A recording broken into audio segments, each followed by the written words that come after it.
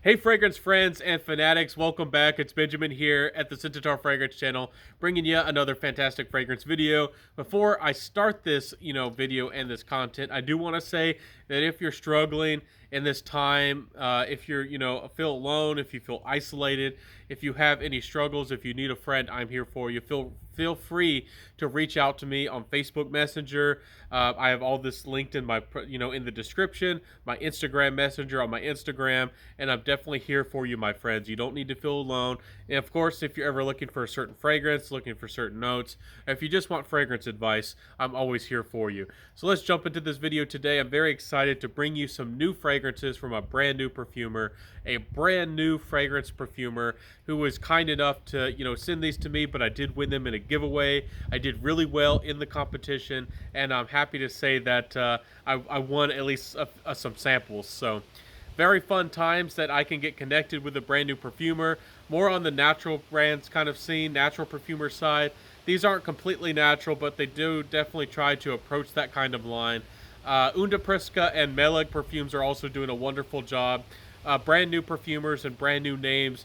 Kind of on the indie, semi-natural kind of side of perfumery. So let's jump into these fragrances. First off, I do want to show you all the logo real quick. It's a moon over a black rose, and then DH underneath for DackHaus. You might see this logo more in the future. We'll see how successful this becomes and how well he does. I wish, of course, these perfumers the very best. So first off, the first fragrance is Sable Dewall. I hope I'm saying that right, but his notes of black leather, tobacco, vanilla, cumin, dragon's blood, cinnamon leaf, tonka bean, and ambrette seed. Now, first off, this is a cumin-dominated fragrance, in my opinion. The cumin is in the forefront. The cumin is a big player, with the cinnamon leaf adding a vibrancy and almost playing, as a background player, adding a real, almost like energetic vibe to this fragrance, almost like clove can. So to me, those are the big players in the fragrance. There is a little bit of a smooth, seductive, kind of black leather accord, but to me, it's a little bit suede, and it's definitely, to me, to my nose, the black leather isn't a big player. There is dragon's blood, not a lot of it particularly, but if you're unfamiliar with it, it's a type of incense. It's a dark, reddish, purple hued type of incense. And it's an incense with a little bit more of a grounding, almost darker nature to the incense. So this fragrance definitely needed some balance to it. The tobacco adds a little bit of balance, maybe the black leather, but the dragon's blood and the vanilla is probably what adds the most balance to this fragrance. I don't detect a lot of tonka bean. It is in the background, but I definitely do detect it. But if the tonka bean comes off more of like a vanilla to my nose, but it does have its interesting, almost like nuttiness that tonka bean can have. Sometimes people can mix up the smell vanilla and tonka bean because they can actually be similar, and benzoin or benzoine actually can have a semi-vanillic smell as well. So the last note I want to mention is the ambrette seed. Ambrette is actually one of my favorite notes. It's a little seed that comes from Peru, I believe, different places down there in South America, and it can smell musky and it can smell animalic, and ambrette seed is actually one of my favorite notes. So this fragrance to me is pretty like kind of oriental, almost like a fresh spicy vanilla fragrance. That's mostly what I get to my nose. I don't know if this was intended to be more of like a black leather tobacco vanilla fragrance, more on the the dark seductive boozy side of things. I kind of feel like I wanted some coffee to this fragrance. Maybe a little bit more tobacco, maybe a little bit more black leather, and a lot more vanilla. I think the cumin is the big player here. I think the cumin is dominating the composition in a big way. And I think that other notes need to be propped up, and maybe the cumin needs to be brought a little bit back down. Back down. I know that black leather is a fascinating note, and I know that that could be a big player and very fascinating in a fragrance. So that's kind of my suggestions for the fragrance. But if you like interesting, like spicy, fresh fragrances, if you like your really fresh, spicy, gingery fragrances, you actually might like cumin as well. They're kind of like distant cousins, and how the fragrances feel at least. So check this one out. It's Sable Dewall. It definitely smells more like a fragrance in more of the like J. Pur kind of family of fragrances, but definitely a little bit more seductive than J. Pur. Anyways, the next one is called Coffee and Roses. That's the little one here. If I didn't show you the first one, here it is again, and that's the logo. This one is called Coffee and Roses. This has pure Bulgarian rose, butter CO2, coffee bean extract, pure vanilla extract, oud, labdanum, and ambergris. This fragrance has a interesting, well-rounded nature from the butter. The butter here doesn't smell overtly gourmand to my nose. It doesn't smell authentically like fresh butter cooking in a pan, and you know, like even browned leather.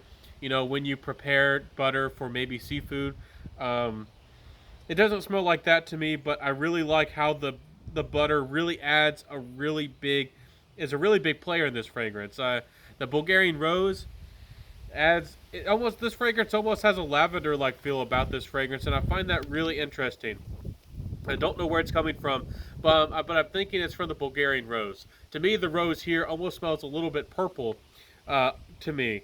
I don't get a lot of the coffee. I do think that this fragrance could use a little bit more coffee, and I find it really funny because a lot of perfumers, I think, let the coffee dominate the composition. Sometimes they want it to. Sometimes it's intended to be a coffee dominated fragrance, but sometimes the coffee, you know, it just can get out of hand because it's such a dominating player, and it can sneak up in a composition as well with the dry down. So I do think that maybe there could be more coffee bean. I do feel like with this fragrance, with the pure vanilla extract, that it would be nice to maybe to get the vanilla a little bit darker, maybe a little bit boozier. The oud here is a synthetic oud. It's I can tell, and I mentioned it to him.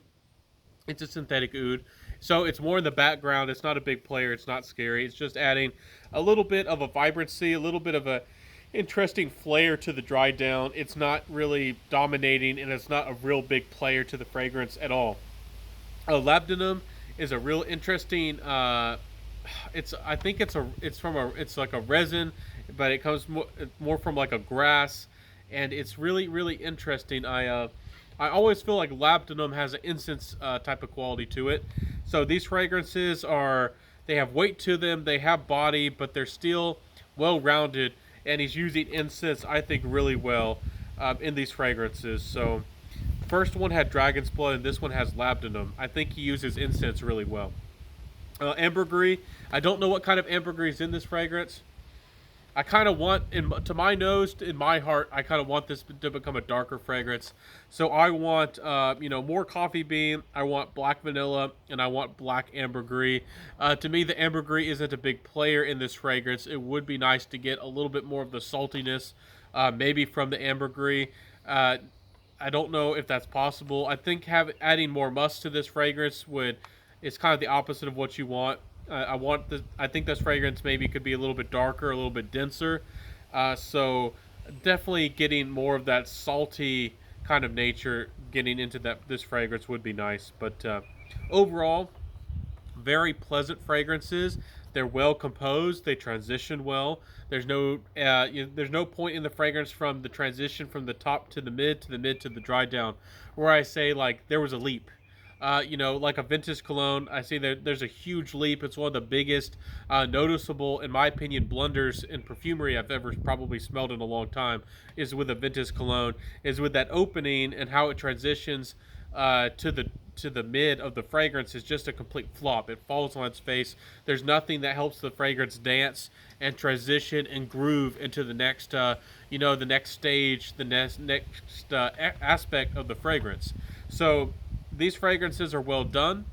They're well thought out. They're interesting. I do think the incensey qualities come through in coffee and rose. Maybe too much in the dry down.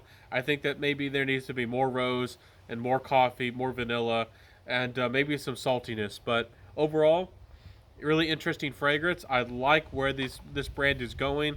These fragrances are meant to be smooth and kind of clean, kind of incensey, but more of like a interesting, seductive incensey and airy kind of quality to these fragrances. I feel like these are kind of like effortless fragrances, these fragrances don't smell particularly powdery, but they feel like they could be more in the powdery direction of things, which I find interesting as well. He's almost made these fragrances feel slightly powdery, maybe without without actually using powdery notes. And I also find that fascinating as well. So if you like how these fragrances sounded, if you want to support a new guy, if you want to support an underdog, if you want to give him some encouragement, again, I'll link his information down below. This was a really fun experience. I hope that you enjoyed smelling and hearing about these fragrances with me. I'm here at the Scented Fragrance channel hanging out with me and hearing about a brand new brand and a brand new fragrance. I'm definitely the first person to bring this to you here on YouTube. So I hope that you liked my original content today. I hope that you like exploring fragrances. And again, thank you so much for your friendship. If you did like my content today, please like, comment, subscribe, hit that notification bell, share the video, and tell a friend. Hitting that notification bell is probably the most important thing. I upload just about every day. If you aren't hitting the notification bell, YouTube is not going to get you notified of my content, and you'll be missing out. I've had people tell me that they have to binge watch, that they've missed out on my content because they come by like once a week and they think that I don't upload very regularly. I'm uploading extremely regularly, and I've definitely been putting the hard work in. So I'll see you next time, my friends. I wish you the very, very best. Hope that you're safe and sound, happy, and cheerful. And I'll see you next time, everybody. I wish you the very best. Have a good one. Stay safe, my friends. Wear what you love and rock what you got. And I'll see you next time, everybody. Bye.